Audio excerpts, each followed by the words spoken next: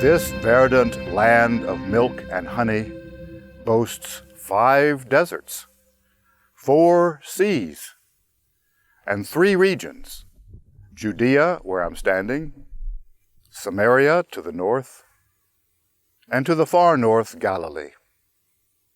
And it hosts today 2 peoples, both Jews and Palestinians. And remember, Palestinians are both Christians and Muslims, all worshiping one God, the God of Abraham. So when you tour this beautiful country, appreciate its unique geography and meet its warm peoples.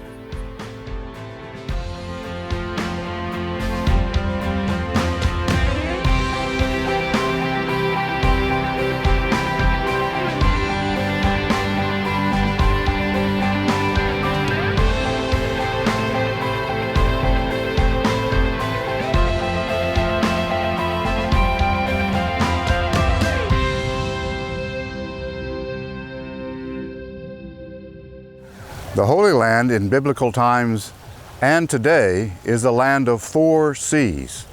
The Mediterranean is on the west. The Red Sea is to the south. The Dead Sea is to the east, and up north is the Sea of Galilee.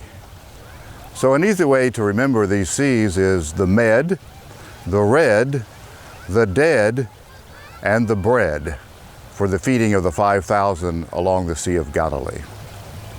Behind me is the Sea of Galilee, and across the sea behind me is Galilee, where Jesus conducted most of his Galilean ministry. But occasionally, since such large crowds followed him, he needed to get away to the other side for some quiet respite. I'm standing on the other side. Now that's capital O, capital S. It's a geographical area that would have been known in Jesus' time. It's not Galilee, it's the Golan Heights, and it was largely a Gentile area. So whenever you read in the Gospels that Jesus departed from Galilee to go to the other side, he was coming right to this area.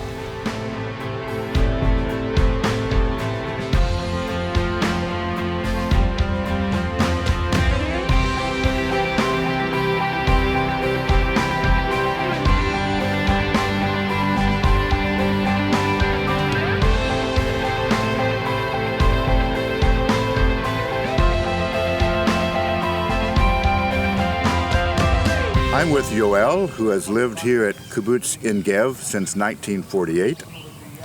Yoel, why is the Sea of Galilee so important for the people of Israel?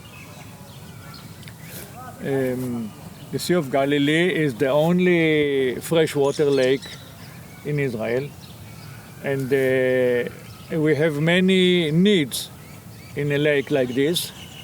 First of all, it's the Israel National Reservoir for water, for drinking water and for agriculture.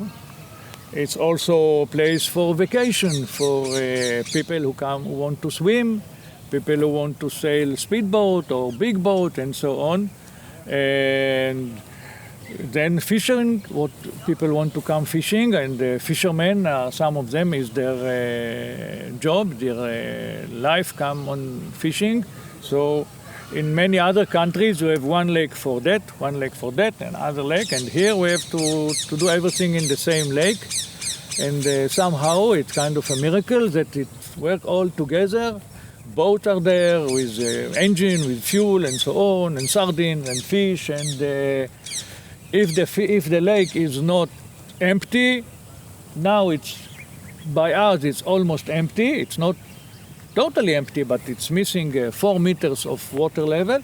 So we have to walk a little far to swim. So less people are attracted, and less water can be pumped out for irrigation, because there is some regulation that you cannot go down much more than this, and to prevent damage. So the Sea of Galilee provides water for the entire country. Yes. I see that the Sea of Galilee is like a bowl surrounded by mountains. Yeah. In the winter, do you have sudden storms? Yeah. Normally, eastern wind in the winter. We called it Sharkia. Shark is east. And in between we have southwest winds that bring the rain. The rain system comes from the southwest in the winter, two kinds of fish. And in the summer we have a breeze come every normal day from Arbel, from the Mediterranean. And before air condition was introduced to the lake, we came every afternoon and lay down here in the shade of the dates, and that was the way to overcome the heatness of this place. Have you ever seen it be calm in the winter and then suddenly lots of wind, a storm? Yeah, normally there is one nice day between the west-south wind and the eastern one, and one nice day after. Yes, and now the eastern one sometimes came suddenly. It's local, so it means that I can be in a car 10 kilometers there, and I'm out of the car and the air is not moving. I'm driving 10 minutes, coming here, and the roof is blowing up. Also the breeze is coming quite suddenly at noon. You know, it comes every day, but you don't know exactly the time, and sometimes people are on a float at Migdal and Tiberias, and if they are more than 1 kilometer to the inside the water, they cannot swim back.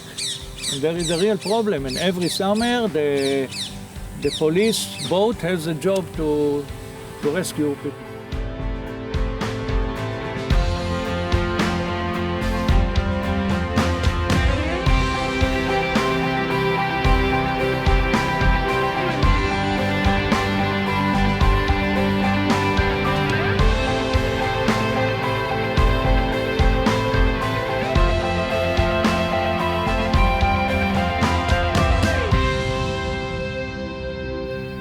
Israel is blessed to have 5 different deserts, and each one has its own personality. You are probably most familiar with the Judean wilderness. That's the very hilly desert that runs from Jericho down the western shore of the Dead Sea. Here John the Baptist preached. This is probably where Jesus was tempted by the devil after his baptism. And here in the Judean wilderness, the Dead Sea Scrolls were written. Less well known is the second desert, which lies between the southern end of the Dead Sea and the northern end of the Red Sea. This we call the Arava, and it is distinctive because it has so many natural springs and oases. Caravans from the east traveling to the Holy Land would always stop and refuel in the Arava. Moving to central Israel, south of Jerusalem, we can complete our 5 deserts with the last 3. From north to south, beginning at Beersheba and Arad, is the Negev. The Negev receives 2 to 4 inches of rain in the winter, and so it supports both farming and grazing.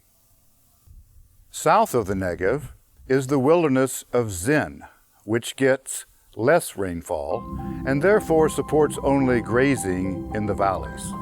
Farthest to the south in Israel is the wilderness of Paran. No one lives there. It is so dry, vast, and barren that people only pass through it on their journeys.